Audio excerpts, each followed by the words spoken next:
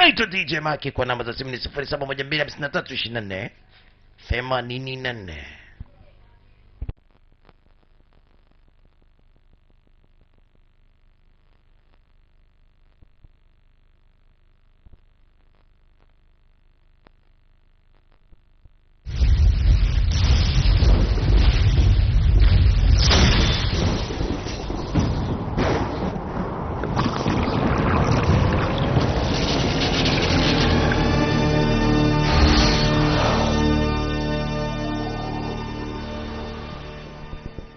Picha inakwenda kwa jina la Crazy Safari.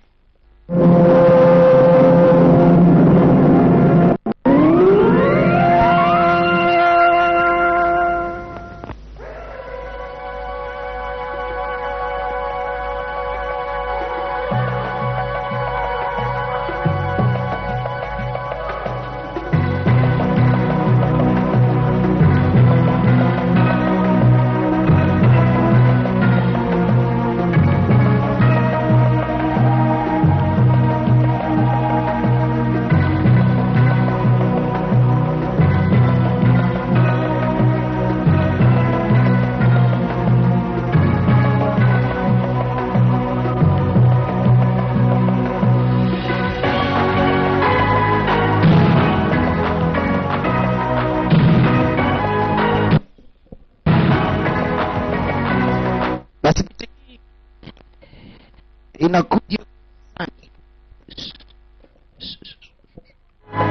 picha hii inakuja kwa hisani ya MGL inayopatikana ndani ya Yombo Kolimboa.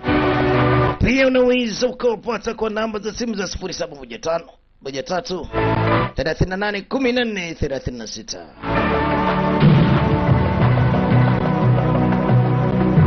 Pia unaweza kupata ndani ya Vingunguti Kidarajani.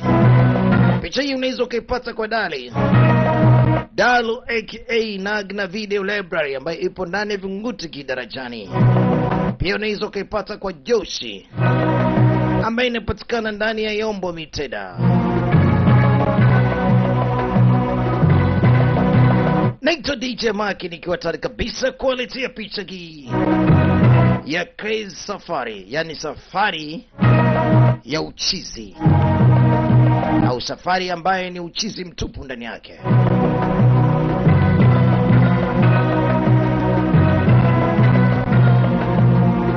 Lakini ukiwa katika mitaa ya Mwananyamala unaweza ukaipata picha hii kwa Waziri Munzi aka Baba Mlezi wa Wana.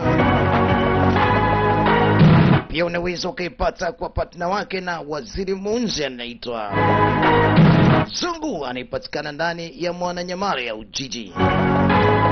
Lakini ukiwa ndani Ifakara utaonana na Ustaz Dikolaga, na ukienda Dodoma utamwona mzee mzima The Guinness Video Library.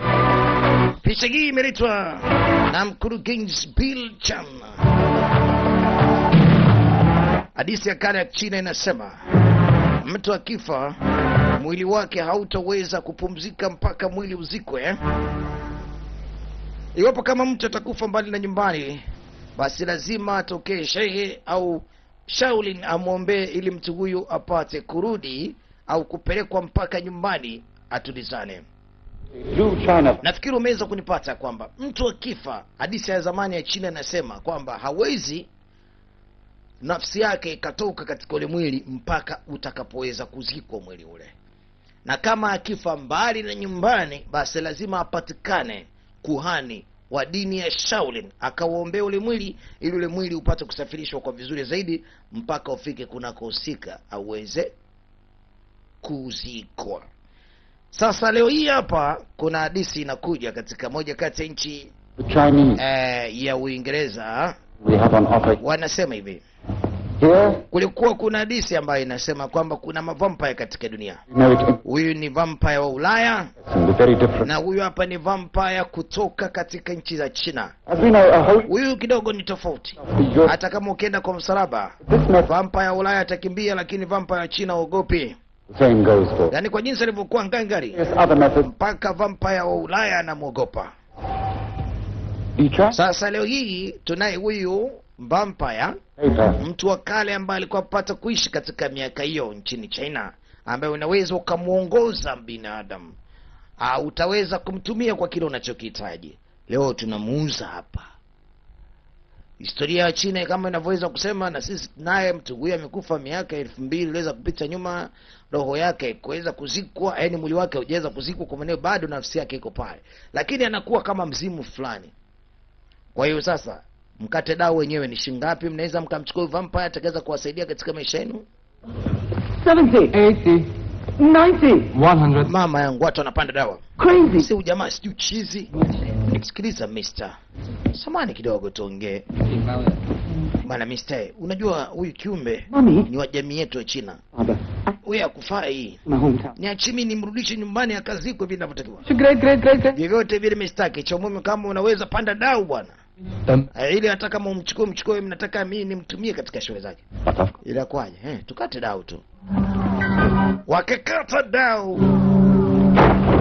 Baada ya kuweza kufanikisha kumpata huyu vampire, basi wanahitajika kumsafirisha kutoka Ulaya ya Marekani ili kumpeleka China.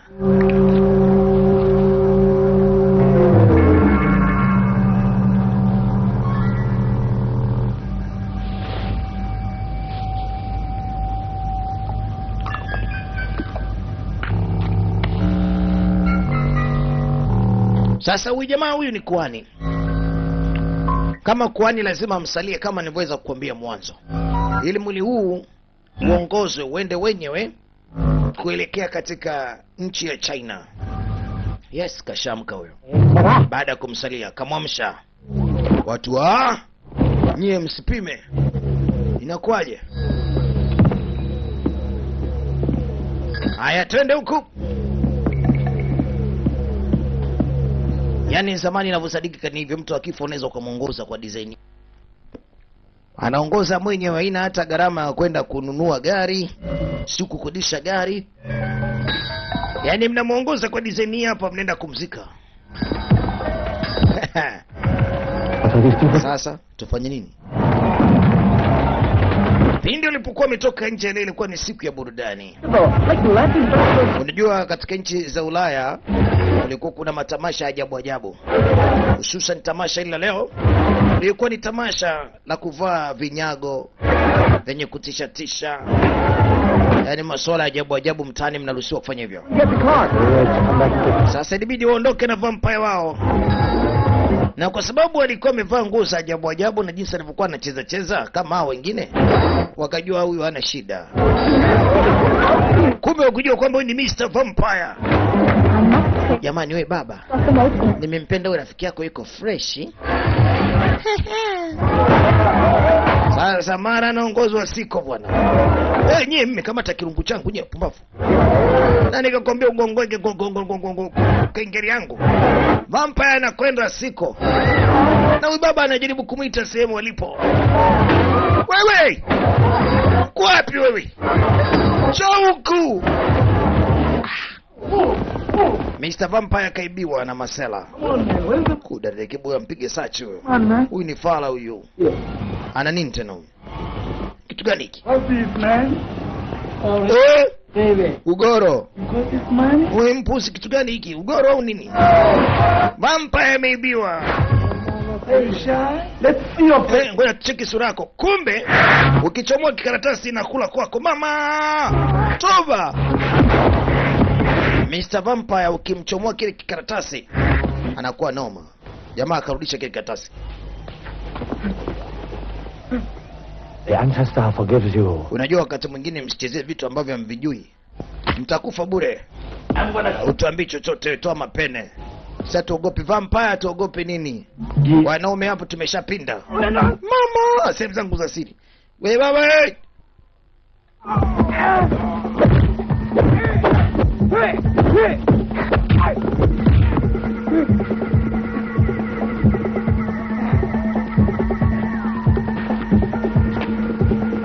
Baada ya kuwapiga alisema haya, kamateni mshuko huu hapo, msizoe. Bwana, maumivu tumeyapata lakini msela ametukatia chacha mna noma. Hey, white one, where have you been? I've been driving my ass off looking for you. You must take your job seriously, man. We hired you to raise my ancestor and take him back to China so we can... Bwana, tayari nimeshaandaa ticket na tayari tumeshapata ndege ya kukodi. Kwa hiyo kila kitu kinakwenda shwari. Mama yangu. About this.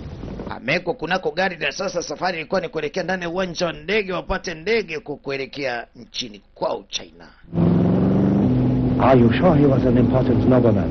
I checked your family tree and I couldn't find an important dynasty noble. Inasadikika huyu kiumbe The ambassador... mwenye historia ya enzi na enzi anaweza akaleta madhara yote iwapo kama karatasi itatoka. You think it worth it to take it? Safari imeanza kutoka bara la Amerika How important he was. kuingia katika nchi ya China. Lazima watakata katika bara la Afrika. What the hell? Lakini safari yao ilipokuwa imefika katika bara la Afrika wanalikata kwa kuelekea China. Okay, we have Kuna tatizo limetokea. to find our direction. Bwana, unajua ni vipi? Don't you look... Ndege imezidi uzito hii bwana. He's already talking Kwa hiyo msije mkanizingua. Ngoja kwanza tuangalie hali ya hewa sio nzuri. out of order. He's lost. Huyu bwana akasema kwamba tusimzingue, hali ya hewa sio nzuri. Kwa hiyo Chinese one? Does it work?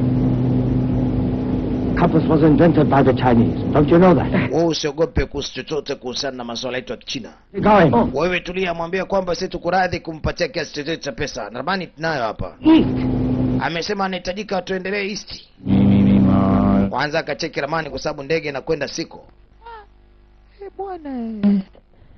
Ameelekea kaskazini mzee. Anasema elekea kaskazini, kata kushoto. Hali ya hewa ilikuwa si nzuri mpaka ndege inakwenda siko. Wanakutana madhuruba mabaya, ndege inakwenda hovyo. Lakini ndani ya jangwa la Kalahari kulikuwa kuna bushman mmoja, yani mtu wa msituni. Anafanya mawindo leo hapa. Maisha yake ni kama unavyomuona siku zote. Ni mtu ambaye anavaa kidubwana chenye kuziba sehemu ya mbele tu, huku nyuma kuko wazi. Huyu bwana katika kimbiza wanyama alipata kuona kuna watu hapa wamekamata wasichana. Hakujua wamefanya nini, kumbe kulikuwa kuna wazungu walioingia katika msitu huu kuja kuwachukua wasichana kwenda kuwauza. Basi huyu bwana ilibidi ajitahidi kidogo kuwafungulia watu wa jamii yake. Haya jamani, nyanyukeni na mwende. Hey! Wanaondoka. Vijana wanakuja ambao walikuwa wameweza kuwanasa wasichana. What are you waiting? Sasa imekuaje? Yes, over. Hao wasichana mbona wanaondoka? Hey, mister. Hebu njoo. Nipatie bunduki yangu. Nenda kakimbize kule. Sasa we mama, kwa nini mlikuwa mmewakamata hao? Wanted to put his hand on the lady. Hey, anataka kumsalimia. Kumbe huyu mama alikuwa juu kwamba hii ni salamu. First. Akamsukuma. Wait. Hii ni salamu ya kikwao. To her. Mama, mimi nakusalimia tu. Ngoja kwanza mama, wewe unanishikia fimbo. Oh my God. Unanishikia fimbo. Dereva akatupa soda. Chupa ya soda mama. Go ahead. Hivyo ni mpumbavu. Mama yangu, toba. Toba mama, akawa midebwedo kaenda chini. Mheshimiwa, sasa inakuaje? Ndege inakwenda chini kwa sababu ya uzito. Kwa hiyo ili tuweze kuruka tupeni vitu. Sasa umama tena kimemgonga kitu gani hiki? Wewe imekuaje, umemfanyaje mke wangu wewe? Toba Mary. Sema mwenyewe, ninakamata temke hapa. Inawasha hii. Nitakuwasha. Wanatupa soda. Unajua nini? Chupa hii imetokea huko juu kama hivi. Mara ikaja mzee kamgonga. Kimiujiza na zile soda zikaja nazo. Maana ndio zilikuwa zimefikia wakati wa kudondoka. Toba mama. Wasichana wanapata nafasi kwa mara nyingine tena kukimbia. Wakati ule bushman naye akatoweka. Sasa ikawa ni vurugu kwa nasa. Kamata, kamata. Mayday, tunaomba msaada, ndege inakwenda chini. Dereva akashindwa kuiongoza. Sasa wakurugenzi, imekuwaje sasa? Hapa hakuna jinsi. Mdondoke tu. Kuna maparachuti matatu, sasa nyewe wenyewe si mtajuaje kufanya hivyo? No! Don't move! Tulia wewe, lete parachuti. Come on! Tulieni. No! Lete parachuti. Inaweza kuwa parachuti imebaki moja tu. No! Mwambie jamaa kwa nipe parachuti. It's too bad! Pumbavu zenu nye. Okay, get back there! Rudi nyuma, rudi nyuma. Anawakimbia. Okay, guys! Ama bwana. Goodbye! Kwa irini. Good luck! Kwa irini na kuwapatia baraka njema, muende huko. What? No, we only have one parachute. Sasa itakuwaje? Don't worry, that's Ndege inaenda chini. Usiwe na wasiwasi bwana, Mwenyezi Mungu atatusaidia. No, it's a very smooth. Atatusaidia vipi bwana? Take off. Nakwambia usiwe na wasiwasi, parachute mwenyewe itamuua yule. Yesu anajifanya mjanja. You put this one on. Kwanza nyingine hii hapa. One on my ancestor. Shenzi. It's already. Yeye alikuwa anajua kwamba parachute iko moja. Still my ancestor. Parachuti wakamvisha ule mzimu You won't blame. wa kivampire. Understood. Sasa bahati mbaya tena parachuti zenyewe zimeisha. Sasa huyu mmoja sio itakuwaje?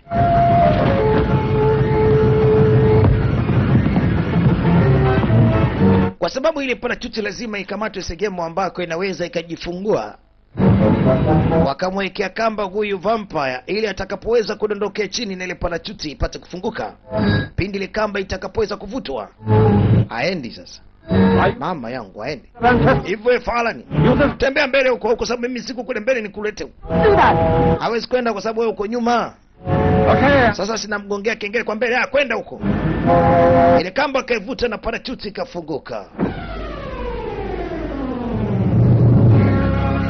Mr. Vampire anakwenda chini. Sasa bado mimi na wewe. Your job to take. Na ndio parachuti yenyewe baki moja, brother, tukumbatiane au vipi? This is not a good time to make silly speech. Hakuna muda sasa hivi. Kamata hiyo. Hold on to me. Haya, nikamate vizuri. Nakwenda. Mama wewe! Nao pia wakashuka chini taratibu kumfuata Mr. Vampire. Tunarudi ndani ya jangwa la Kalahari. Ilikuwa ni mkamate wala wasichana wanatakiwa kunaswa. Aya, bahati mbaya kamba hiyo imezunguka mti. Oh! Wewe mzee umetokea wapi wewe? Shenzi. Bring those girls over. Leto wasichana hawa. Leto wasichana hao. Peter. Imekuwaje? Mbona umpuzi? What? Ametokea wapi? Na ndiye leta matatizo yote. Lete kwanza wasichana na huyu mpuzi, mlete kwanza hapa nijaribu kuongea naye.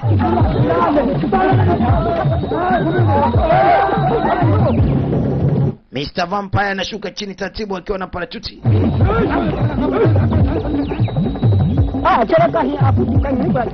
Nini washenzi wakubwa, mnachukua sana hitu mnapeleka wapi? Sana mfanya nini hao? Haya sasa, ndaeni mikuki na mishale. Mpigeni huyo. Mara Mr. Vampire akadondoka mbele yake. Katokea wapi huyo? Ile mishale na mikuki imemfikia yeye. That the gods had sent this strange-looking person to protect him from. Mara nyingi mgeni akija katika kabila lazima msalimie na mpaka sura yake apate kuiona. Spears did not. Bwana Mr. umetokea wapi? There was a red and Si akakichomoa kile kikaratasi kidogo. Klaus said, Kamcheki ni mtu ambaye concede. anaogopesha. Si akakichomoa. Mama! Hapa ni kibano tu kwa mtu yoyote ambaye yuko karibu, kwa sababu ile karatasi ilikuwa imetoka katika uso. Toba!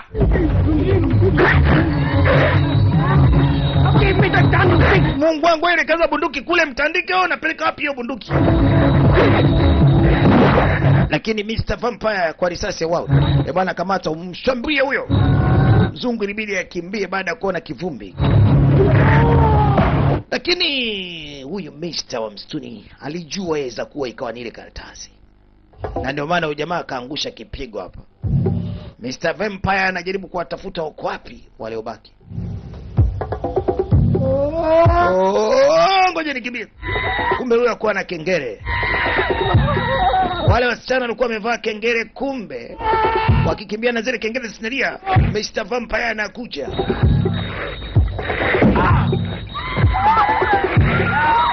Wanapozidi kukimbia na kengele zinaita. Yellow thing would stop to say. Basi bwana baada ya kufikiria muda mrefu akajua kwamba hii karatasi ilipoweza kutolewa pale, na huyu jamaa ndo anaanzisha hii ubabe. Wewe bwana mkubwa, karatasi yako hiyo. Mkubwa wewe, karatasi yako hii. Acha balaa wewe. Wewe, acha bwana. Hang on to me forever. Sasa mkurugenzi wangu tumenasa hapa, inakuwaje? Hapo hapa chini pana mimba inanichoma. Follow me up into the tree. Sasa tulia, uniachie taratibu na mimi nitoke hapa. Bloody African. Ndugu yangu inanichoma hii mimba. Ngoja kwanza mimi sitaki nikuachie, maana nikishika huku chini moja kwa moja. Baba! Mimi ni choma bwana mpaka kunako mavitus. So what? Wewe uoga wako bwana, hebu sogea huko. Toba. Okay, I think. Wewe fala kweli. Unafikiri kama tutagandana mpaka saa ngapi hapa? Sasa wale wasichana katika kukimbia sio kaingia kijijini. Mama. Wewe mister nakugea karatasi yako hata utaki, acha kuwasumbua wasichana. Kwa sababu wasichana walikuwa na zile kengele na ndio maana alikuwa anamuita. Akambandika ukome. Wewe mister mbona unakuwa mshali hivi? Nakwambia utulie, utaki kutulia. Ngoja niwafungulie kwanza nyoa wasichana. Hey, we, unanibaishia. Mambo gani haya? No, don't do... Ukome.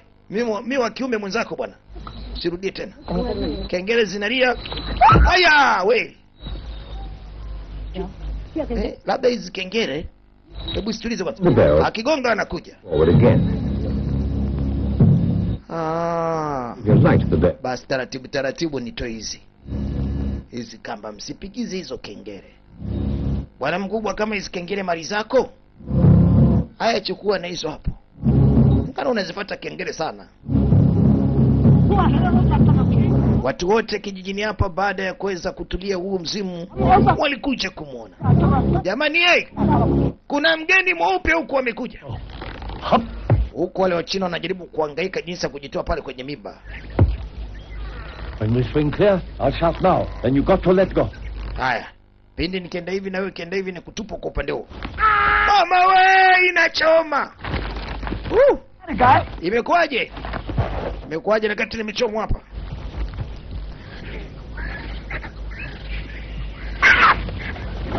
Yule mwanamke wa kizungu anakuja kuzinduka sasa hivi. Kuna madege ambaye anaitwa Bwana Afya. Ukizubaa unakwenda na maji. Wanakunyonya damu.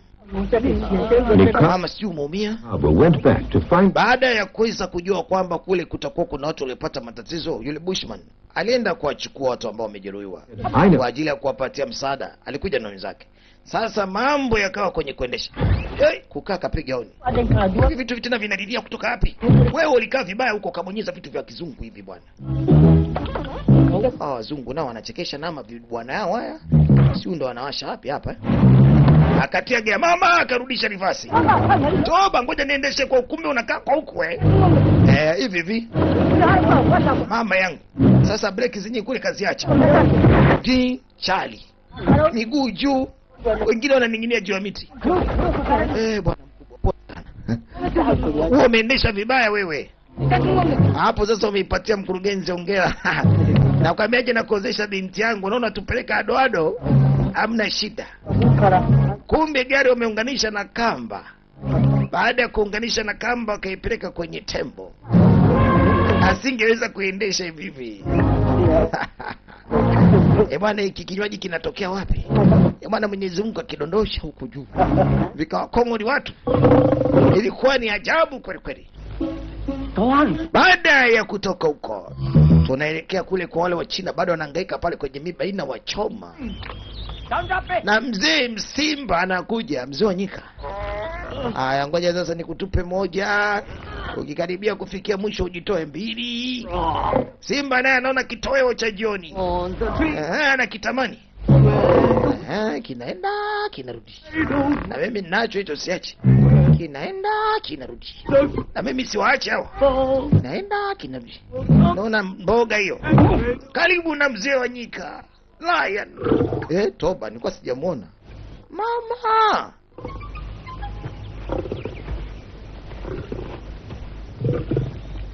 Wote ilibidi kukaa kimya.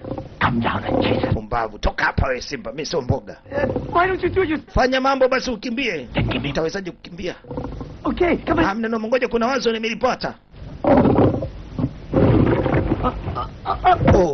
Kadondosha nguo. I'm sorry. Samani bwana.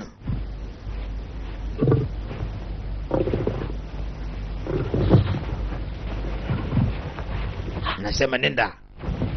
Toka, kwa sababu ilikuwa ni shauli na najua mambo ya miujiza. Toka nasema.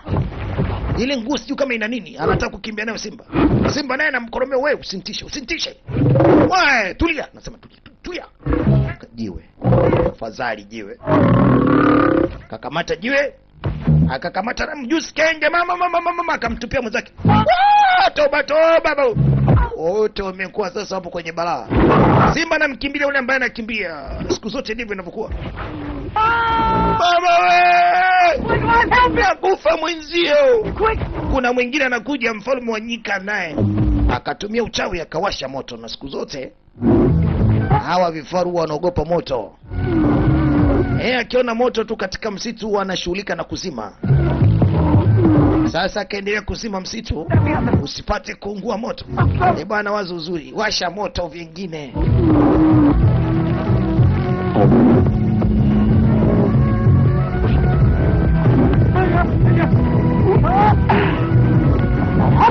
Mama,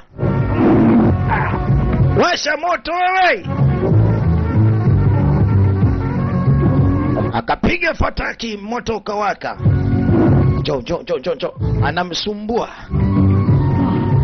Bwana, bomba kweli, acha aende akazime kule, sisi tunahangaika kukimbia. Haya, tuondoke. Si akarudisha moto kwao ili hawafuate. Anakuja. Ili balaa tena, pakia juu wewe, pakia juu. Anahangaika kuzima moto na watu wake hawataki kuacha. Sasa ndugu yangu, tutafanyaje? Karatasi zimeisha. Itabidi kwanza tupumzike hapa. Maana hili limeshakuwa balaa hili. Karatasi zimeisha, labda ningechoma moto ningemfukuzia kwa kule. You better meditate about how much we're paying you to get the ancestor back to China.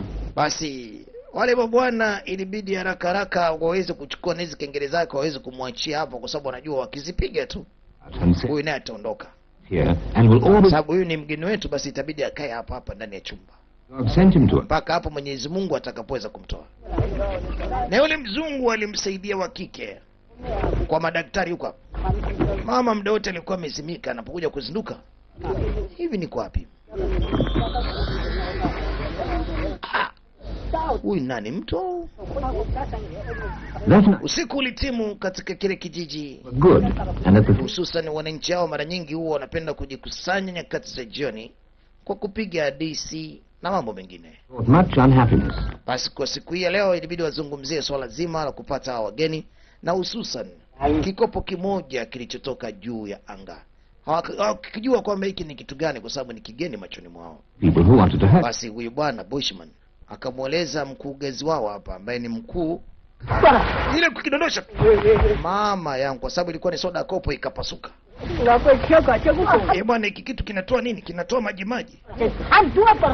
Bwana, kinatoa maji. Wakajaribu kulamba. Asali. Sali kweli. Hebu leta na mimi kwanza nibofye. Bwana, unamaliza mwenyewe. Kwanza na mimi bwana. Mwenyekiti alikuja, hebu nyinyi watoto mnagombania, na sisi tuone kwanza kuna kitu gani hiki. It made you fight over it. Pumbavu nyinyi watoto, hamna adabu. Vitu vingine vibaya hivi. Sasa lakini mzee asali ile. Nini mtakuja kula vitu vya ajabu? Mama, kile kikopo kikafatuka. Mama yangu, kichwa changu. And the gods. Simuona sasa mzee kalaaniwa. Mzee ubishu wako. Hii ni sadaka Mungu ametupa, ulikuwa unatukataza, angalia Mungu kakuadhibu. Mzee ambaye alikuwa ni mwenyekiti, naweza nikasema kwamba ni mzee kuliko wote hapa. Alienda kuonyeshwa ule mzimu ambao ulikuwa umepata kuonekana leo hii, na ndio uliweza kumsaidia huyu bwana, la sivyo mishale ingemfikia. Tunarudi kwa upande wa pili, kwa wale wa China walilala tokea jana. Asubuhi imetimu.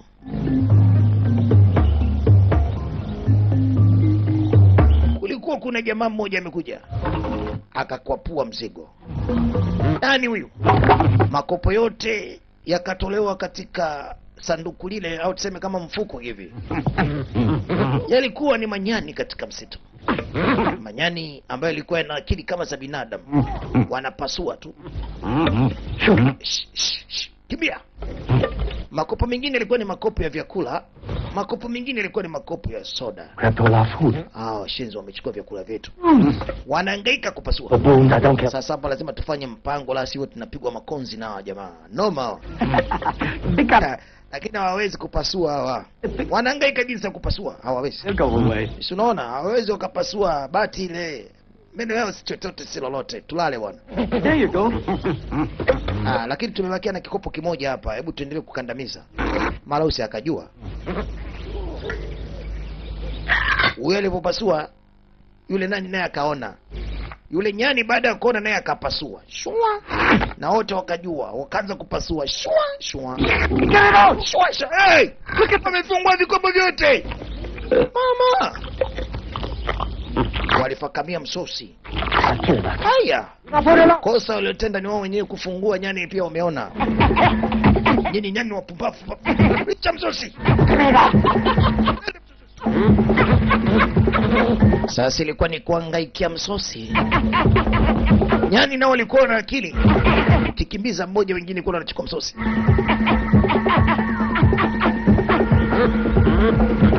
Bwana we. Ilikuwa ni hatari tu.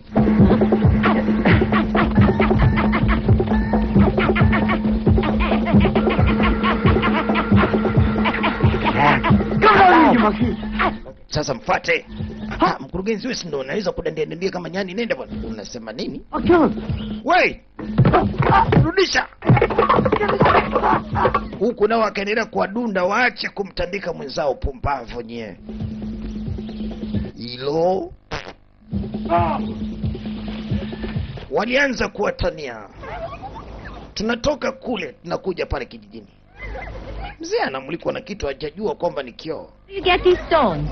Umetolea wapi haya mawe? Mama, kwani ni kitu gani hiko? Sasa hapa lugha gongana. Unashangaa hiki kioo. Hebu lete kwanza ile jiwe. Jiwe linapasulia kuni, ajabu. Bwana. Alafu ile jiwe kuna kitu cha thamani. Diamonds. Almasi. Hili jiwe juu yake kulikuwa kuna almasi.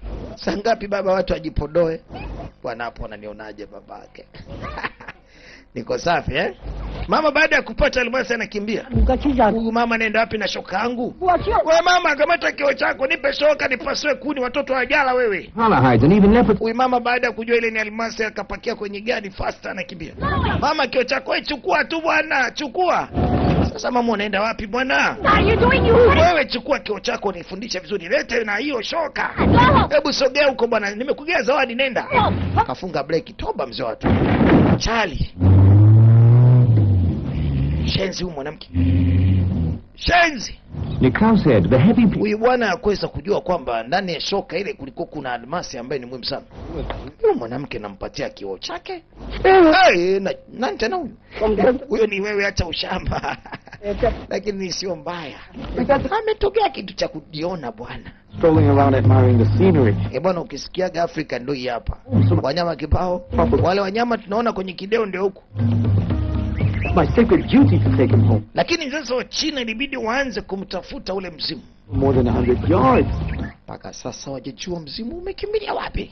I'm thinking even a giraffe is not tall enough. We've got to find a way to get... Lakini kwa sababu akili yangu inaweza akanituma kwamba yuko wapi. There they are. Tunaweza tukajua. Right here. Parachuti hii hapa.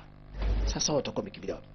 Sasa kwa sababu pia walikuwa na njaa, walianza kutafuta na msosi. Kulikuwa kuna aina ya mbuni hapa, jamii ya ndege ambao ni wakubwa. Sasa kazi ilikuwa ni kumkamata. Akampanda mbuni mmoja. Wewe! Ngoja basi. Nataka nikupaishe juu wewe. Anataka kupaa juu na parachuti kwa ajili ya kukagua wawezi kuona ule mzimu uko wapi. Baada ya kuvutwa sana, hatimaye mshikaji anafika juu. Vipi? Uko safi huko? Unaona? Vya bado naangalia. Lakini sijaona mzimu uko wapi. Endelea kuangalia basi, mimi naye uimbuni hapa. Chini aliona vitu vingi vya kuvutia. Kuna tembo, kuna giraffe, kuna mbuni, kuna nyumbu. Yaani hakika wako wengi. Wewe kinachotakiwa uangalie ule mzimu uko wapi wewe? Chaki ile maiti bwana. Sasa nao pia nataka kugoma kwenda. Wewe mbona unataka kunitosa tena? Mbuni kagoma kwenda. Akamtupe baba watu. Sasa inakuaje tena mimi nakwenda ovyo ovyo huku? Mungu wangu, wewe ngoja usinifuate huku, utaniumiza. Wewe usije huku. Oba. Wewe mshenzi sana. Hujui kama mimi nikukulijua alafu nakuja kuniletea hatari? Muangalia sasa kama ningekufa je. Shenzi wewe. Kaenda wapi? Hey, where you going? Hey, wapi unaenda wewe? When I talk to you. Hebu subiri kwanza hapa. You Shenzi. look at my back, you know. You always thought you're so bloody clever. Tunarudi kule kijijini. Ilikuwa ni mida ya kwenda kuinda. Basi walichukuliwa mashujaa wachache kwa ajili ya kwenda kufanya mawindo. Kwa heri jamani, baba nani, kwa heri. Mtuletee Nguchiro.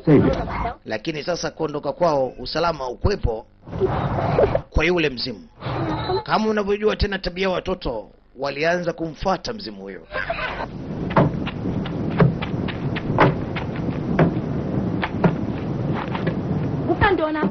Hebu njoo hapa, unataka kufanya nini? Hebu njoo kunikutume. Watoto walimtuma mwenzao kimao kusudi kwa ajili ya kumzunga mama, wapate kumtoa huu mzimu. Wakiwa na kengere, mama nimeona watu kule. Mtoto mshenzi. Wewe hebu njoo hapa. Baada ya kuweza kumzuga mama, wale watoto walimchukua mzimu, wakakimbia naye kutoka nje ya kijiji ili waweze kucheza naye. Lakini hawakujua kwamba inaweza ikatokea hatari iwapo kama wakitoa kile kikaratasi. Wakuu wakiwa katika masuala ya mawindo. Mbona kama nimesikia kengere huku? Mungu wangu, nani kaleta huu mzimu huku? Ule mzimu ule kule, hebu twende mara moja. Kengere inatupwa kwa watoto. Wanazidi kukimbia na kuingia ndani zaidi ya msitu. Sasa tutupie kule. 1, 1, 2, 3. Sasa ikawa ni kumzuga. Mara anaenda huku, mara anaenda huku. Yaani kama unavyojua tena watoto ni furaha. Bahati mbaya kateleza chali. Hivi nyinyi watoto hamna adabu? Nani kawaambia mumlete huyu mtu huku? Lete. Mama yangu, watoto nao pia wanatupa zile kengele kawa balaa. Wewe nasema lete. Sasa ikawa ni kumwangaisha tu. Bahati mbaya sasa ikanasa. Hivi nyinyi watoto hamna adabu? Na mkirudi nyumbani nitakuja kuwapa wasabu. Hebu angalia sasa. Maisha na sisi hatuwezi kumpeleka nyumbani tena. Zia akapiga mahesabu, akachukua mti kwa ajili ya kuchukua ile kengele pale. Mama yangu akigonga balaa, matunda yanadondoka. Wazi ngoja niendelee kuitikisa hapa, naye pia agonge huu mti. Sasa ngoja nimtumie kwa huku. Njoo. Matunda yanadondoka. Alikuwa anafanya hivyo kwa ajili ya huyo mtu agonge mti hapa. Savior was very useful for shaking. Basi ndio akaona kama vile ni nia nzuri tu iwapo kama wakimtumia hivi. Anagonga kidogo, mambo yanakuwa safi. Walikaa naye mpaka jioni kule ndani ya msitu.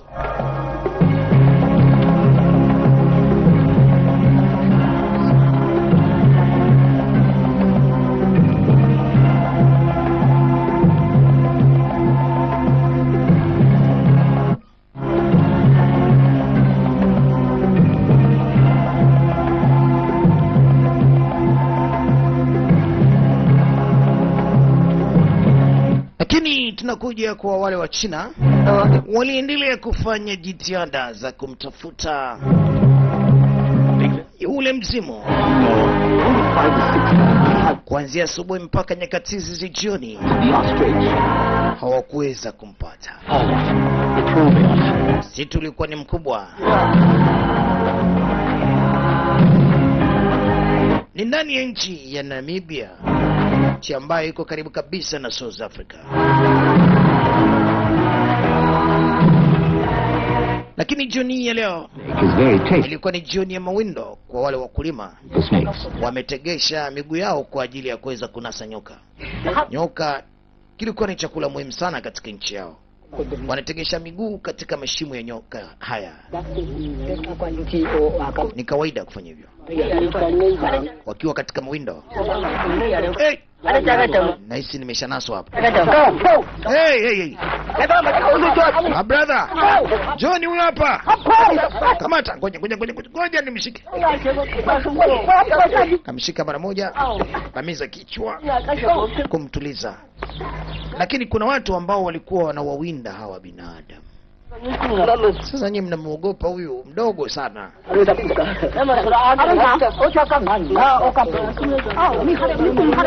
Hey, tumeibiwa. Kulikuwa kuna watu wa msituni ambao ni vimbilikimo. Wametuibia mzozi, kamata wale. Wao walikuwa hawezi kufanya ujanja, huwa wanavizia. Lakini achaneni nao. Acha tu achukue riziki. Turudi bwana kuinda. Huyu naye mkurugenzi kasema tumuache, basi tuache tu. Poa. Kwanza ule alikuwa mdogo tu. Hamna noma, leo riziki ni ipo hapa. Lakini kwa nini tumewaacha bwana afisa? Mara nasikia kile nyi. Kuna watu wengine huko. Ni ile mizimu inaweza kuwa, lakini mizimu mbona inatembea? Hao mabushman wakajua kwamba hii ni mizimu. Sasa hapa si tutaulizaje hawa? Wanataka kusalimia, mzee akajua kwamba anataka kushambuliwa. Sio unajua tena wa China, faster. Akamnasa. Bwana mkubwa, mkono wangu, taratibu mkono. Hey, I'm sorry. Samani. Wewe nimeshakuona mbaya. Wewe nenda bwana. Unifai, unanivunja mguu bwana. Nakamata mkono nataka kuvunja. Jamaa mbona ameingiza miguu yao kwenye mashimo? Wanafanya nini hao? Looks like some kind of health treatment. Hawakujua kwamba wenzao walikuwa wameweza kufanya hivyo kwa ajili ya kutafuta msosi. Wao walijua labda wanaweza wakakaa na wao hivyo hivyo kwa ajili ya kufanya maongezi zaidi. Wakajua labda ndio mkao wa heshima. Balaa zaidi ujamaa akapeleka socks tu peke yake bila kupeleka na viatu. Jamaa na ujasiri gani huyu mpaka anapeleka mguu hivi? Bwana mkubwa utangatwa. Jamaa anasema ndio. Jamaa wanaona kwamba tayari tumeshatia amri yao. Labda tuongee nao vizuri. Sasa jamaa sio umetokea wapi? Wanavuta pozi. Kumbe harufu ya mguu ilimvuta Malkia wa huko chini. Kama unavyojua tena siku zote Malkia ni wakubwa. Bwana vipi? Mbona unasogezwa? Mbona unasogea? Naambia kuna kitu kimenasa. Mama! Mama yangu ninavutwa. Jamani nyoka imeshapatikana nyoka. Hebu mvute huyo. Mvute. Mama we! Hey! Nyoka huyu alikuwa ameifuata harufu ya viatu huyu bwana. Hebu kamata vizuri huyo. Kwanza wakamchomoa huyu nyoka kutoka hapo.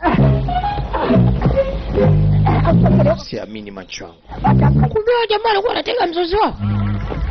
Mbona bala? Wewe mvute vizuri huyo. Mvute. Jamani tumepata bonge la msosi, utakula mwezi mzima. Bwana wewe tumpeleke kijijini. Kutaka hata maongezi na huyu jamaa. Walichukua msosi wao moto. Bwana nashukuru sana kwa kutupatia huyu msosi, maana yake bila wewe tusingempata huyu. Asanteni sana. Lakini ninaweza nikakutibia pia mguu wako kwa sababu ulikuwa umeng'atwa na nyoka. Hebu nyanyuka kidogo tukupeleke. Na sivyo unaweza kupoteza maisha hapa.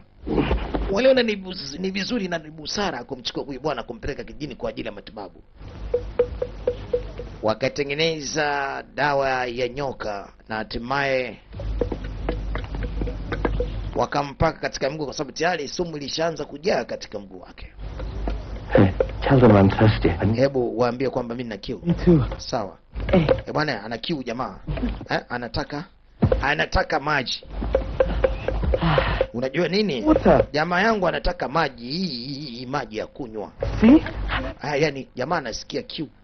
Yapite taratibu kimdebwedo. Very good. Nimekuelewa. Bushman mzee Sang akajua huyo mgeni anataka maji. Kumbe hawakujua kwamba katika jangwa hili maji ni adimu sana. Jangwa la Kalahari ni jangwa lisilokuwa na maji. Akaleta matone mawili ya maji. Jana hapo ndo mgeni umemkarimu. Bwana maji tuliokuwa nayo ni haya hapa. Maji huku ni gari kuliko kitu kingine chochote. Sasa ilibidi bwana anye kwanza moja. Maji mazuri sana. Ngoja nikampatie na huyu mwenzangu mmoja. Excuse me. Samahani. Here you go. Wewe usinitanie. Kwa hiyo ndio inakuwaje? Ina maana tone moja tu. One drop too. Wanasema ya kwamba huku bwana maji ni kitu kingine tofauti huku. Maji gari kwa kweli. Oi, Sasa huyu jamaa ananitekenya, oh, maji yanadondoka hayo. Na hamna mengine tena. Ay. Oh. you missed your mouth. Sasa imekuwaje na mbele hii hapa maji yamekaa shavuni hapa, ngoja ni ya time.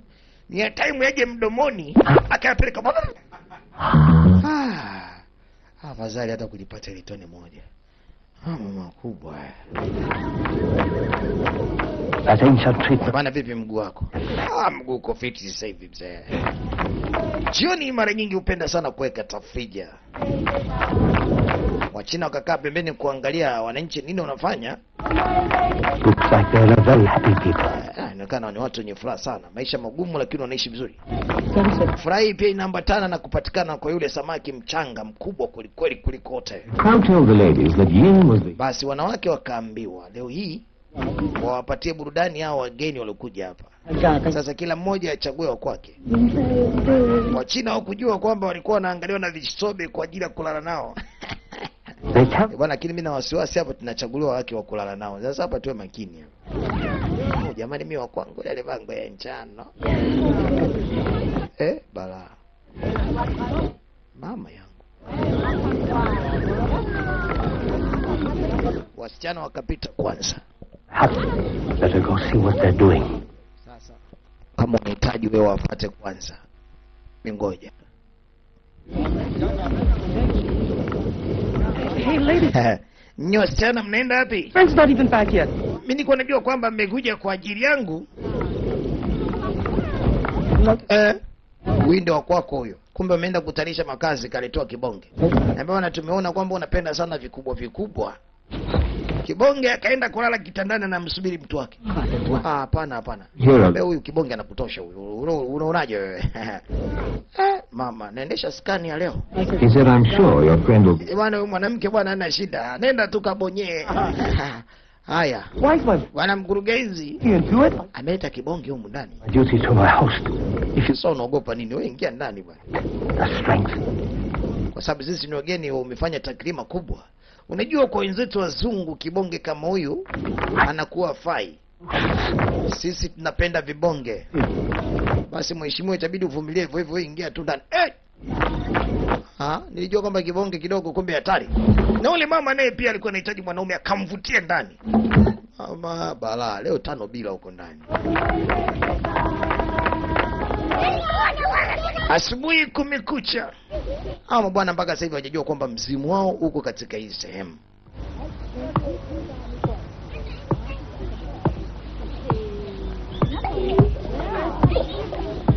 Sasa alianza kufanya research kidogo. Yaani uchunguzi. Bado hajakamilika hayo. Ngoja kwanza ni ya ponde. Baadaye kidogo kakangu. Kidogo tu mamangu, kidogo moja. Kumbe imechukua ngoja kwanza mpaka ni ya ponde babangu, mboga hiyo. Nakuja sasa hivi narudisha. Sawa Mama amemkomalia mpaka ilibidi arudishe. Basi mama anarudisha. Lakini mara kidogo akataka kumfanyia miujiza, akamwambia ngoja. Puliza.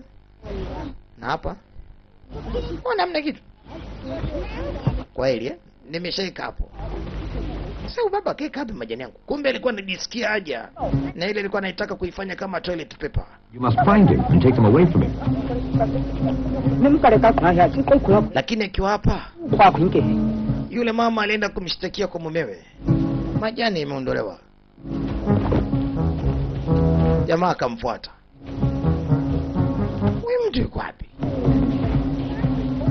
Akakimbia na yale majani kuja kwa usawa huko, ukaona wengine.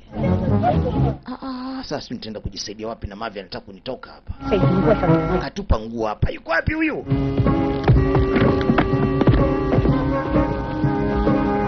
Mbona tumesikia vitu hapa vidondoka. Nani kadondosha hii?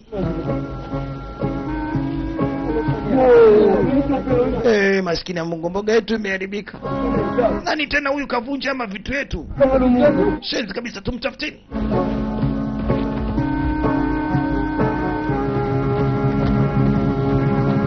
Hawakumuona kwamba alikuwa ametulia hapa. Shenzi haja imezidi, tumbo linazidi kunikorofisha.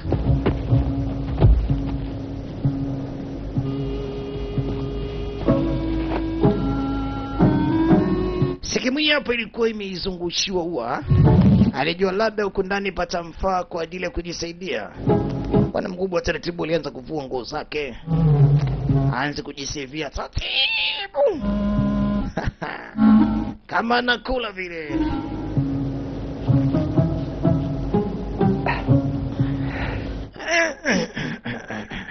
Kumbe kuna mzee mzima Snake Cobra.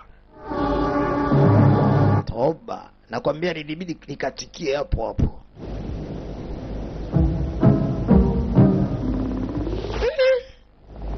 Sasa hapa mwanaume nitafanya nini? Snake naye alikuwa na njaa.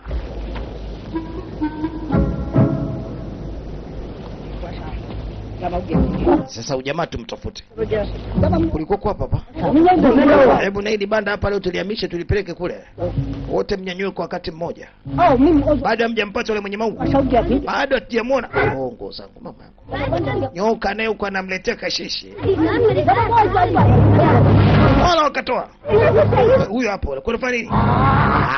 Nyoka huyo hapo. Kafunga mkanda. Kamtumia nyoka kufunga mkanda.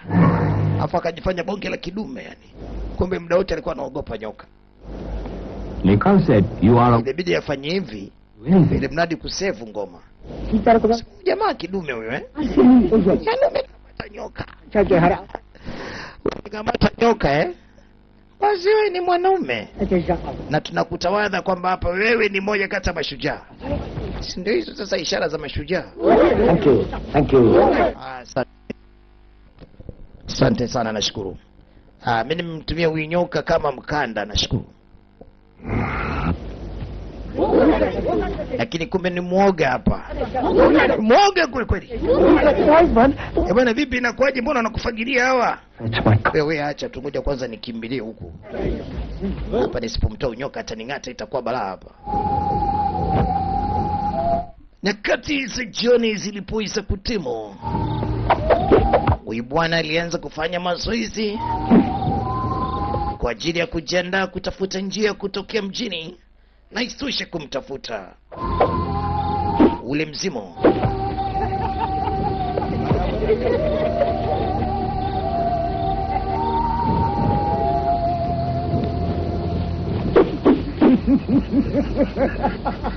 You think it's funny? Come with me. Basi alikuwa anahitaji kuwafundisha hata na hao bwana ni jinsi gani ya kuweza kujilinda. Manake kumfuni kwa ajili ya kujenga mwili na kujilinda. Unafanya hivi? Hivyo. Wananchi wanacheka manake vitu ni vigeni sana kwao. Tumuone sasa mzee atafanyaje? Haya, fanya hivyo. Toba. Bala. Hapo chacha. Mwenzake wanacheka. Unaona hivyo fanya.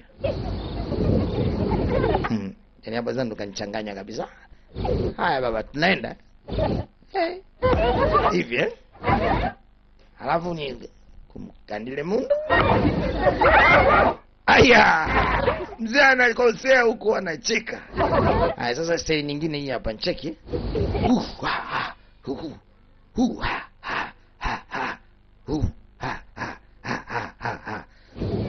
Fanya hivi.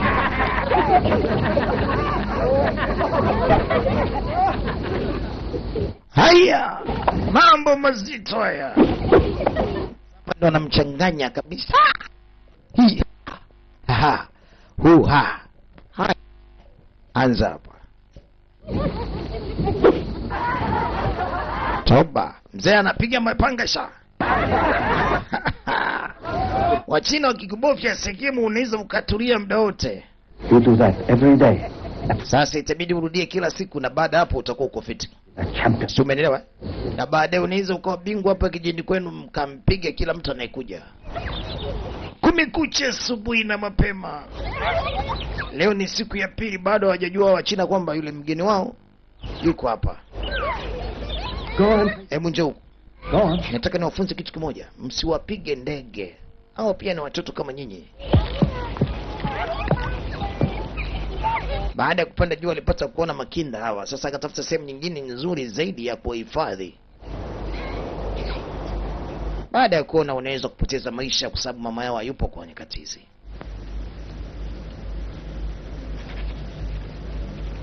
Ancestor, Mwenyezi Mungu, tuonyeshe njia ya ukweli. Nimeamua kuzungusha tiara ili tuweze kumjua yule mwenzetu yuko wapi na sisi tupate nafasi ya kuondoka.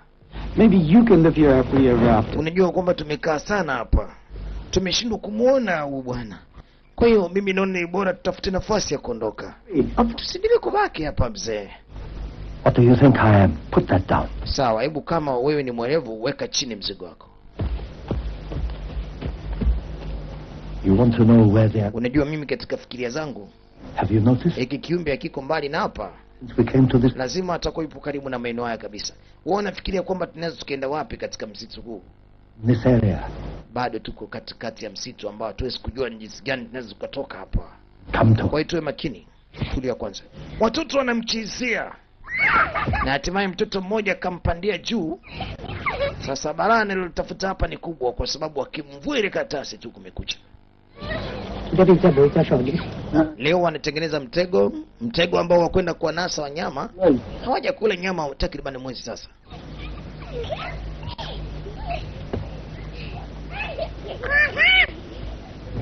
Mama yangu, wamemdondosha. Watoto wameumia na huyu mmoja amenasishwa hapa. Watoto walikimbia. Aya, toka hapa chini. Nani watoto ni wapuzi? Nani kaambia umemdondosha huyu baba? Mkurugenzi. Samani bwana. Itabidi unyanyuke kidogo. Oya. Sasa ni mnyanyuaje? Sio kiumbe mzito huyo.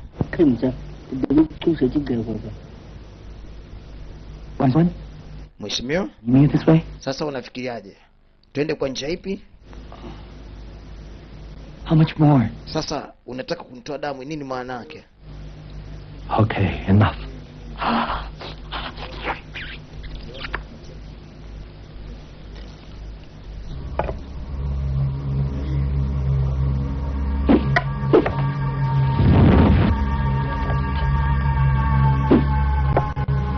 Baada ya kuweza kushia damu pale, akapiga mahesabu jinsi gani ya kuweza kumpata ule mzemo. Back to his Sababu kidogo alikuwa ni mwerevu wa mambo kama haya, alikuwa na uwezo. tomorrow journey. Hebu tuongoze kwa sababu tunatambua kwamba wewe ni mfalme wa safari. Tuongoze tupate kujua ni wapi pa kwenda na ulipo. Popote pale ulipo, tunaamua kushia damu hii Your descendants. ili upate kunyanyuka ulipo na tukujue wapi ulipo. Haya, aliposikia harufu ya Ankara, mzee alianza kutikisika ndani. Ujamaa sio anafanya naye tena nini na huyu kinyago huku ndani? Come to your descendants. Sema nyanyuka popote pale ulipo tupate huko. Look at it. Imekwaje? Just Yuko hapa hapa ndani. Tulia kwanza, ngoja.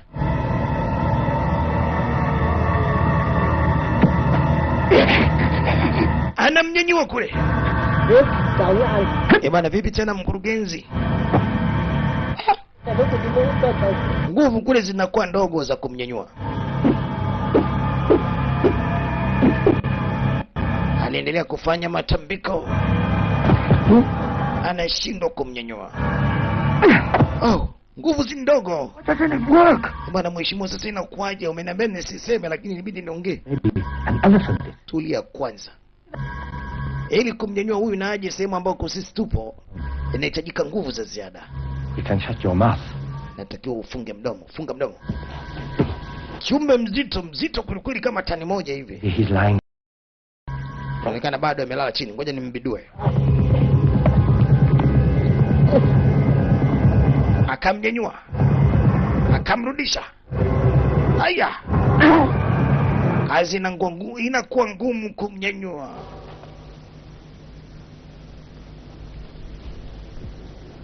Mshikaji mbona nilimwacha hapa chani? Kwa hiyo sasa inakuwaje?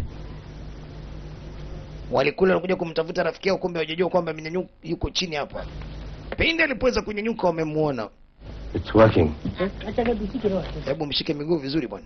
Si akamlalisha. Wote watatu wamelala pale chini. In a crevice or something. Inaonekana kuna kitu ambacho kinazuia haya. I'll ask the gods of wind and fire to remove all the obstacles. Sasa itabidi nitumie Mungu wa moto ili kuweza kuondoa kila kitu ambacho kinajaribu kuzuia katika mwili wa kiumbe. Nyamazisha mdomo wako.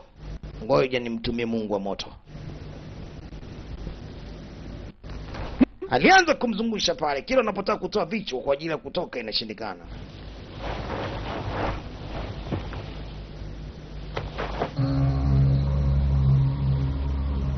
See? Your hands Umeona? free now. Sasa hivi atanyanyuka hapa.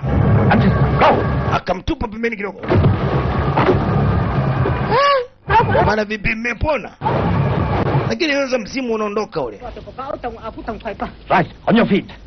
Nyanyuka. Nikau said, please stay with us, don't go away. Sasa ndugu yangu basi siutulie.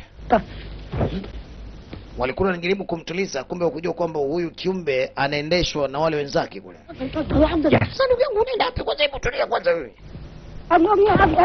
Nyie njoni mnisaidie, mimi ananishinda huyu. Hey. Kama vipi mwambie watoto watoke ndani huko. Walijaribu kuchukua mpaka kamba, wajaribu kumvuta. Lakini hii nchini hii ilikuwa ni nzito, anashindwa. Wakaiwekea katika mti.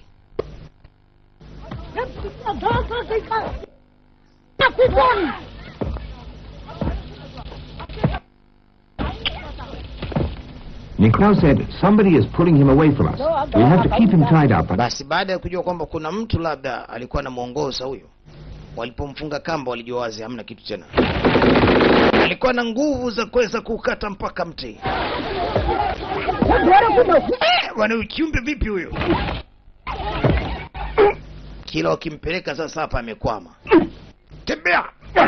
Oh, mzee kachoka. Karudi. Hapana, mimi na wewe tu hapa. Bado waliendelea kumwendesha. Sasa hivi bahati mbaya kamba ile akawa ameweza kuifungua. Kwa jinsi ilivyokuwa nakimbizwa, alikuwa anaingia katika nyumba moja mpaka nyumba nyingine anaifumua. Watoto wakiwa wamelala ndani, kile kiumbe kikaingia. Balaa. Kinafukua nyumba. Kila nyumba akiingia lazima haribu. Walijaribu kuhamisha mabandao baada ya kuona kwamba huyu kiumbe anataka kuumiza nyumba zote. Kila nyumba anayesogelea ilibidi waihamishe.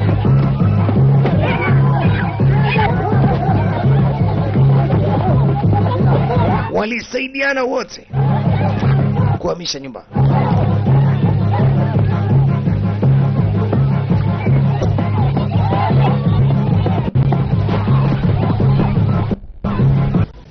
He said, you must not take our Savior away. The gods sent him to protect us. Walijua hawa ndiyo sababu. Na ndiyo maana huyu akaita ukorofi. Baada ya kugundua hilo. Hebu kaa pembeni kwanza. Wewe mshenzi nini?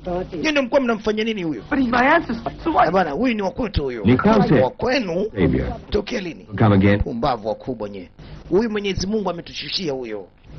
Sasa tuwafanyaje? Wewe tulia. Si wanasema kwamba ni wakwao? Sasa na sisi tutaondoka naye tu. Now listen to me. He belongs to us.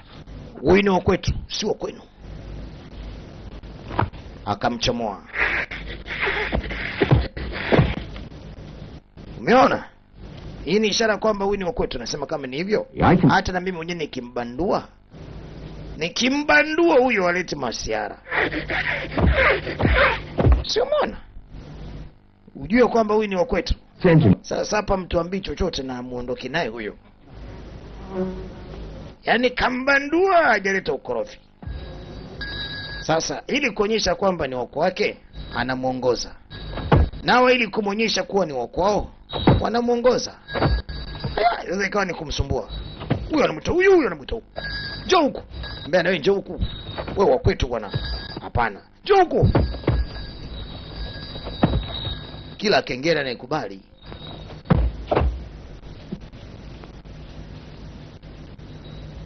Nikau said, you must lead the Savior. Sasa msitaki kutuibia hapa. He belongs. Mnakuja kuleta mauchawi wetu, mauchawi wenu hapa mje kutuibia. Tell him to kill you. Nitakuua mpumbavu wewe. Kitu. Wewe unanifanyia uchawi. Si akamwekea damu kidogo amshuti huyu. Mama! Alimwekea damu ya Ankara. Toba maskini kama ucha watu chali. Mama yangu leo nimekamatwa leo. Naona uwawa leo. Wewe moto leo nizuru mimi wewe. Wewe acha balaa wewe. Wewe. Jamani mnifiche. Nakwambia amerushwa harufu ya Ankara. Maskini baba watu. Sasa atamua huyo. Just teach him. Sasa ndio kizuizi chetu. Anataka kutuzuia sisi. Tusiondoke naye mpuuzi kweli kweli. Yaani Mungu wangu mimi leo nauawa. Jamani basi. Basi nimekoma.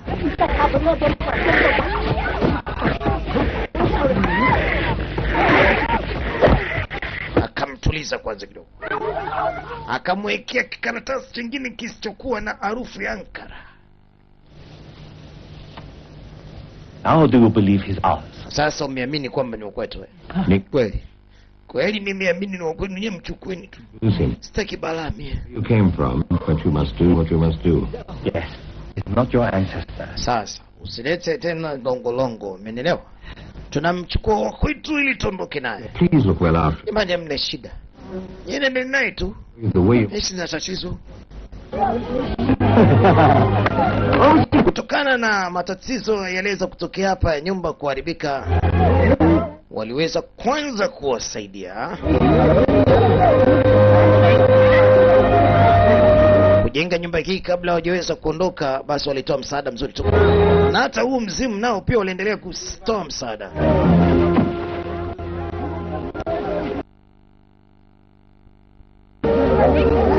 they helped Nikau and his family to repair the damage the ancestor had done to their houses, and then they said farewell. Basi maisha yalikuwa ni mazuri tu, na baada ya kuweza kutoa msaada na nyumba zikajengwa tena upya,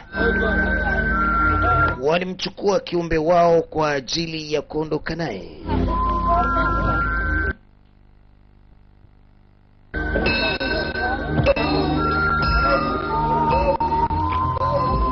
Wananchi walishatokea kumzoea huu mzimu.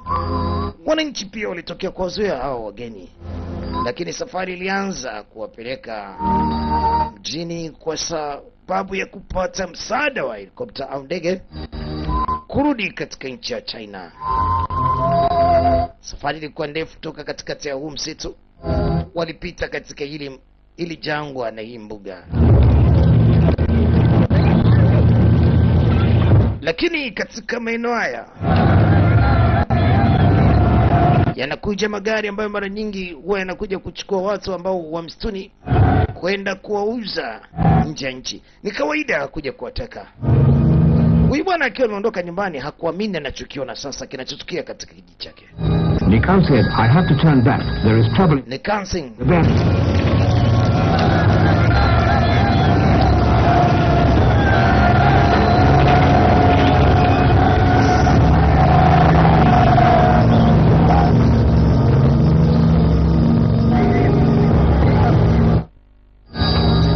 Nikau said, I have to turn back. There is trouble in my village. The bad people have come back.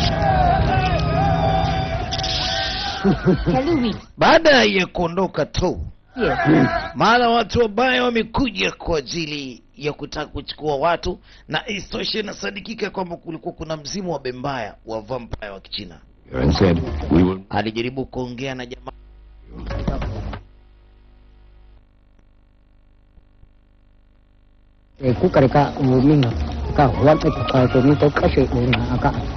Wait. We have to help you. The ancestor is very strong. He can help you fight. He has magic power. Kama unataka kusaidiwa, basi jibu ni dogo sana. Involved. Lakini kama ni vipi, ili swala lituhusu. Tumrudishe China bwana. That will smack your face. Ni lazima tuweze kumsaidia. Hebu mtandike kwanza huyo usoni. Bwana huyo alikuwa yuko tayari huyu Bushman asaidiwe. I'm Chinese too. Basi ngoja na mimi pia ngoja nije kwa sababu tena mimi pia ni Mchina. I'm a Bushman Allah. Manje. Ninamtaka huyo Bushman aje hapa mara moja, anawasaidia watu. Anataka Bushman hapa manje. Haya, huyo ambaye anaitwa Bushman na aje. Wakaletwa watoto na jamii nzima ya Bushman. Wanamtaka ule mzimu na wanataka kuchukua baadhi ya watu kama mateka, wakawauze mbele kwa mbele. Come here. Come here. Kuja hapa, kuja. Mtasema huu mzimu uko wapi? Child. What I see. Wataki kutolewa watu wewe. Kama wataki kuelewa, You die. tunaua huyu mtoto. Where? Sema iko wapi? Bushman yuko juu ya mzimu. Charge. Haya sasa. Hapo chacha. Wanakuja. Hapa kilichobaki ni kwenda kuwafundisha watu adabu.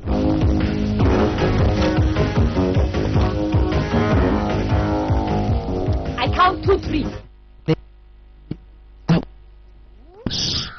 Ninahesabu mpaka 3. Mama bibi umeumizwa. Kamata huyu mtoto mara moja. Wewe mtoto mshenzi unamng'ata bosi. Kuja hapa.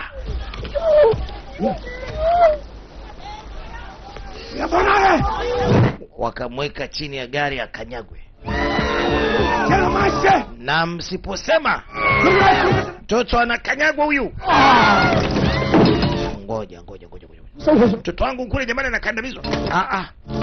Usiwe na munkari baba. Niacheni. Akatulizwa aache mapepe. Unajua tena Wachina wakikandamiza. Imbulale. Yebo. Pole. Hebu panda ndani ya gari. Kanyaga huyo. Yebo. Jamani wazazi wanalia. Msiposema anakufa huyo. Haya! Akatumwa. Mzimu akaenda kule ambako alihitajika kufika. Akakamata huyo ambaye alikuwa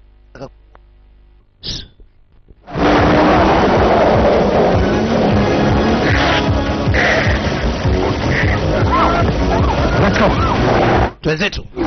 Maskini jamaa pale. Wakamkumbuka. Wakamrudisha, haya wewe pakia kwenye gari twende.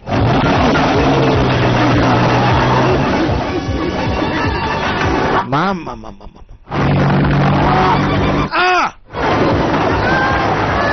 Ndio huyu Bushman kiongozi wao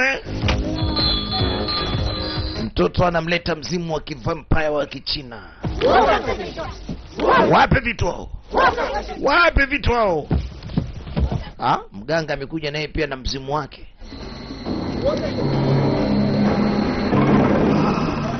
Nalizwa. Kiteni. Tukulala.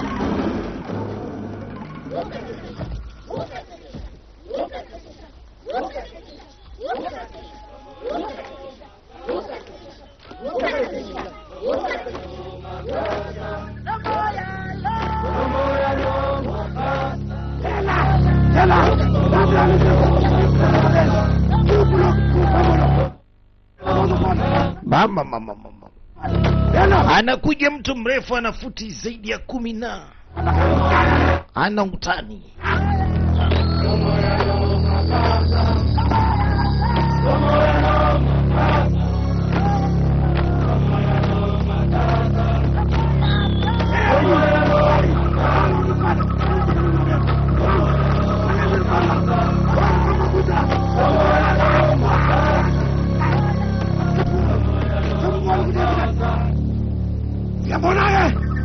Haya kiongozi wangu.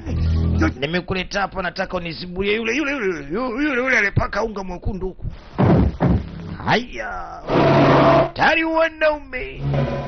Usiogope mwili tu huo. Huo ni mkate, kiboko yake chai. Nionyeshe kitu.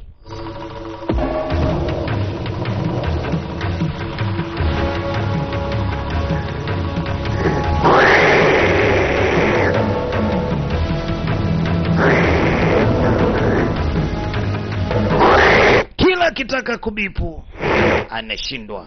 Ile kutishwa tu karudi. Bwana umekwaje tena unakuwa mbokoko? Watu wanacheka huko. Chinese chicken. Usiogope mwili bwana. Nionyeshe vitu. Anabipu. Anaenda anarudi. Bwana vipi mkubwa? Ina maana unanionyesha uoga. Wewe unakuwa mwoga hivi? Nenda kule. Aya. Hai. Ndio wedo huyo. Ndio maana anashindwa kuja huku. It's only a fatso. No muscles. Usimwogope bwana. Afraid of him. Ni nyama tu ile. Nikandamizie. Remember you're Chinese.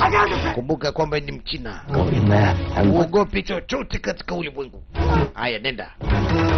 Akatishwa akarudi tena. Haya sasa wakubwa, jiandaeni kuwafinya hawa. Mdebwedo ameshindwa. Piga hawa. No wonder he never got promoted. Bwana sasa unafanya nini? Mbona unatumbua? The whole family. What? The Chinese in the... Unafanya nini ndugu yangu? Wewe ni Mchina. And I don't know you. Katika hii dunia bwana hakuna mfano wake. Ngoja kwanza nijivishe huku nyuma. Sasa mkubwa, huo mdomo wako wakati mwingine unakuja kuponza utawawa. Wote mabwege hawa hawana lolote. Sasa ina maana mkurugenzi wetu anatutosa. Watoto nao wakamuomba, tafadhali baba yetu, tafadhali kicha wetu tuonyeshe kwa ule mchenzi kule. Katupigie bwana, imekuwaje bwana umekuwa hivyo? Basi kaeni pembeni, amewasikiza. Haya nionyeshe, ngoja tulia. Wewe ngoja mimi nikakandamize bwana. Ikawa ni vurugu kati hawa. Wote ni mavampire.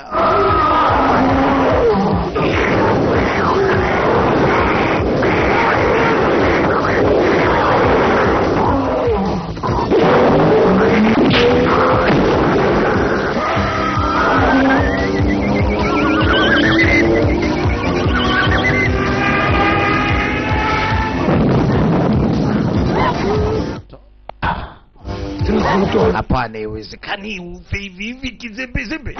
Haya akashindiliwa kabisa. Haya wananchi, piga hawa. Leo ndio itakuwa ni mwisho wao. Wananchi wamekasirika kona, hapana haiwezekaniki kila siku waonewe. Inabidi na wewe waanze kugawa maumivu.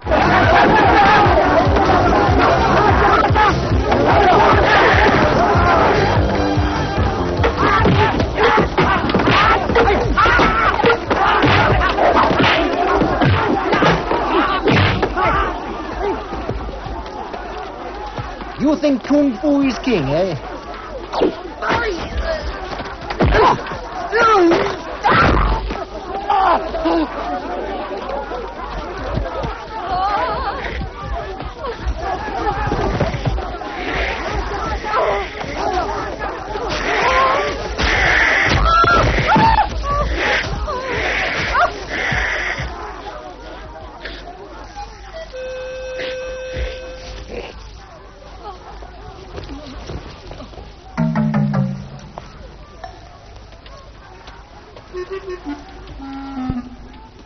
Sasa kuna upande ambako watoto walikuwepo.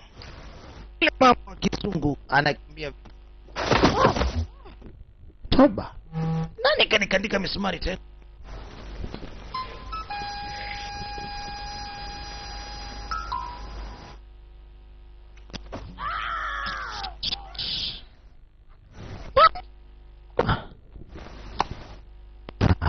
Ngoja.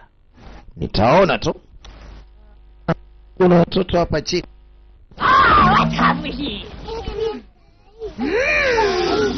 Sio sisi ni kule. Na wakati ni nyinyi wapuuzi nyinyi.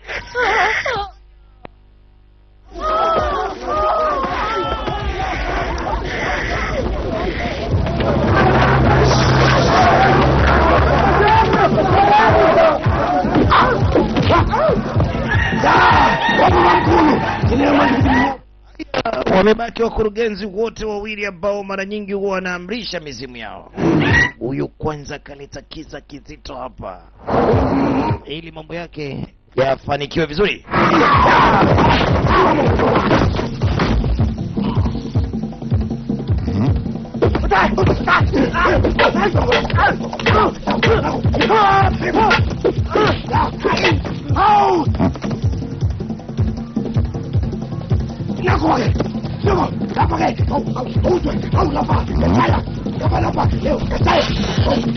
Haya sasa, mama yangu,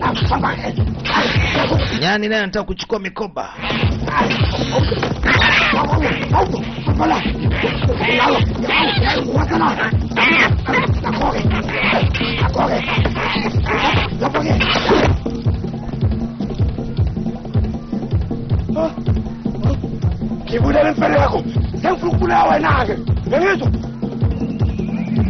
Mara mzimu wa nyani ukatoka taratibu. Sasa baada ya kuona baba mzimu wa nyani umetoka, ngoja nimsaidie huyu mwenzangu.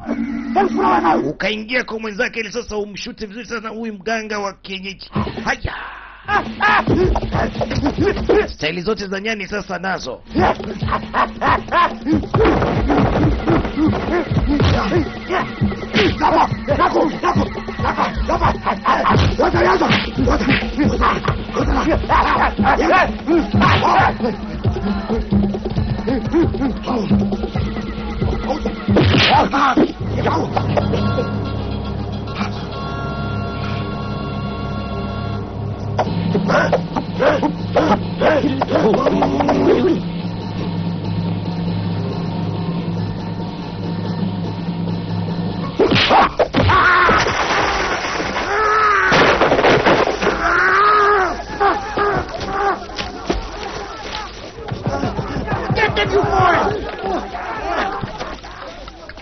Bado vurugu inaendelea kati ya wananchi. Haya mama, toka mwenyewe.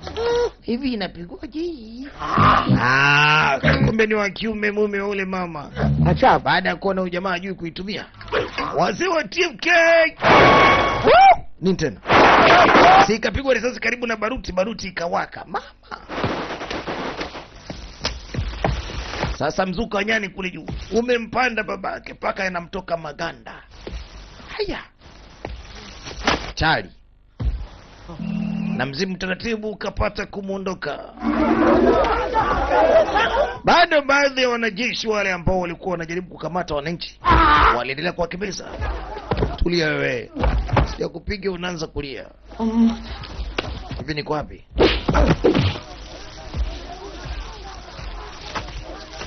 What the hell are you playing at?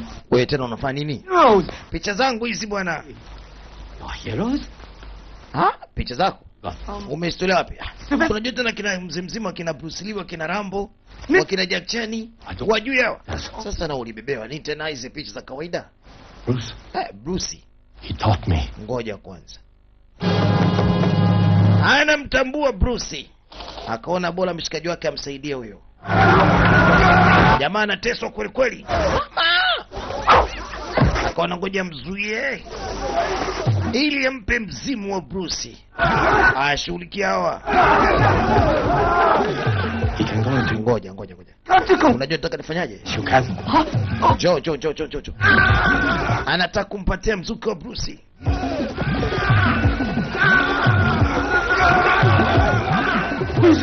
Sasa inakuwaje msaidie huyo jamaa?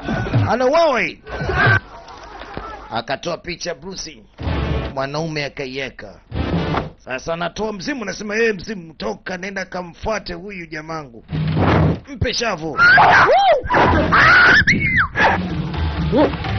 Akautuma huko. Mzimu ukatokea hapa. Jamaa kaenda akauvamia. Mama! Aya!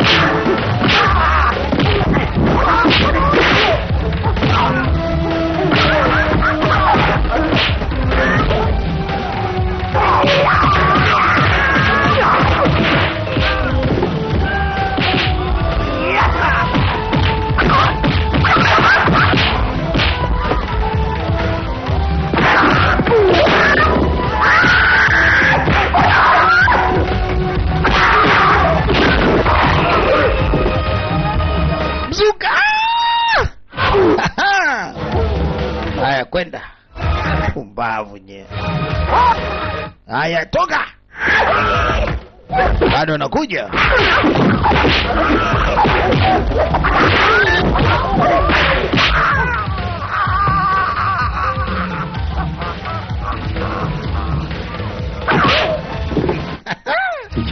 You won again. Safi sana. Anaona kashinda, mwenye ngoja nimtoe huyu mzimu. Worried that Bruce wants to... Haya, mzimu ukatoka. You sure he didn't stay? We! Mambo safi. Safi, eh? Hey. Mama anaendelea kutandikwa misumari na watoto.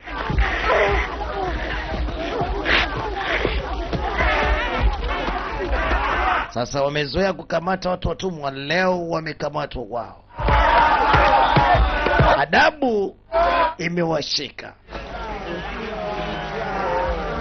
The Bruce Lee of Africa. Bwana, huyu ndio Bruce wa Afrika. Mama naye anapewa sababu muda wote aendelee kucheza kama msimu.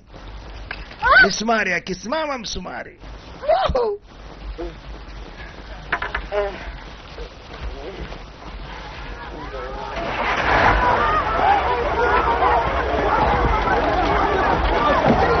Hakutaka kuwaletea matatizo zaidi, ni kwamba aliwaruhusu waondoke. Bushman wa Afrika na Bruce Lee wa Afrika. Nawe mama ukome, kwa sababu watu tunahitaji kuishi kwa amani hapa. Usije ukarudia tena.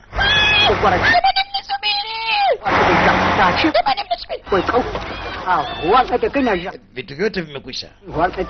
Bwana, ninashukuru sana kwa msaada wako. Nafikiri kwamba tatizo ambalo lilikuwa linatusumbua kipindi chote litakwisha. Jamaa amekwama hapa. Jamani, yeye mnisaidie. Vipi bwana, mimi sijafanya chochote bwana. Mimi naondoka. Mimi sina ubaya na nyinyi bwana. Kwaherini wakurugenzi.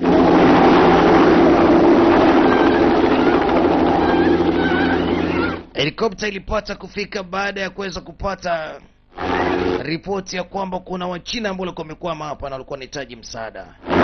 Basi helikopta ilipata kuja katika maeneo haya kwa ajili ya kuwapatia msaada, kuondoa, kuwarudisha mjini. Shuka chini wewe! Ndio tunashuka, alikuwa tunatafuta uwanja mzuri wa kutoa.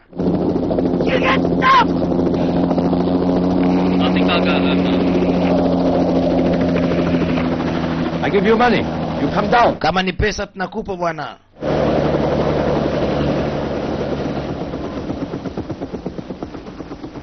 Ukichonga isaidii kitu. Waambie watu utatoa pesa. Bwana, tunashukuru sana kwa msaada na kugea mavazi yangu haya. Na mimi nakugea zawadi hiyo. Nafikiri hayo mawe mnayapenda sana. Mama yangu. Tanzanite. Dhahabu. Almasi. Anasema basi na nyinyi siku moja mtukumbuke mje huko. So, just a few things to remember him by. Amenigia vitu vichache tu rafiki yetu, usijali. Na mimi nasema nashukuru sana. Na wewe kamata, niangalie basi. Don't you help your... Hamna shida, labda ugio ya kwako bwana.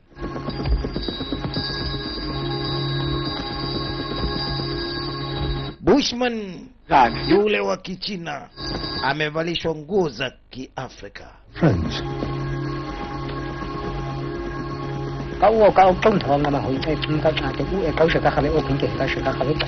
Bwana, rafiki yangu, nenda salama na Mwenyezi Mungu atakusaidia na mtafika salama. Utukumbuke, na kama iko siku naweza nikapata mimi safari na nikaja huko ambako upo. Hii ni kawaida, ni kuagana kwao au kusalimiana. Tutaonana ndugu yetu. Haya, twende.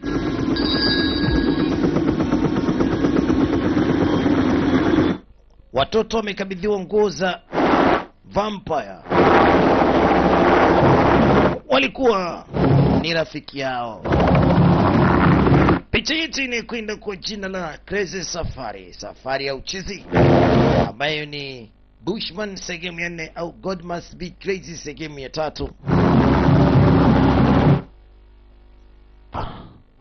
Lakini kumbuka picha hii inakuja kwa udhamini mkubwa wa MJL anayepatikana ndani ya Yombo kwa Limboa.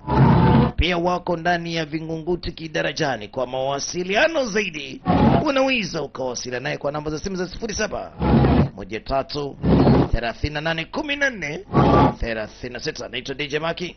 Nasema asante kwa kushirikiana na wewe mwanzo wa picha mpaka kwisha kwa picha hii. Nasema asante. Wise one? You gave his clothes away. How do I explain it to my family?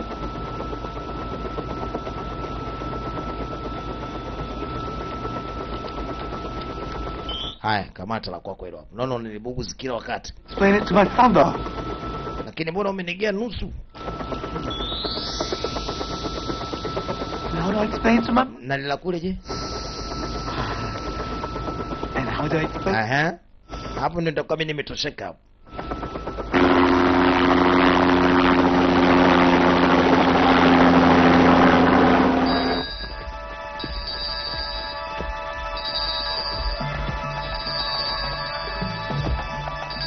Haya wanaume.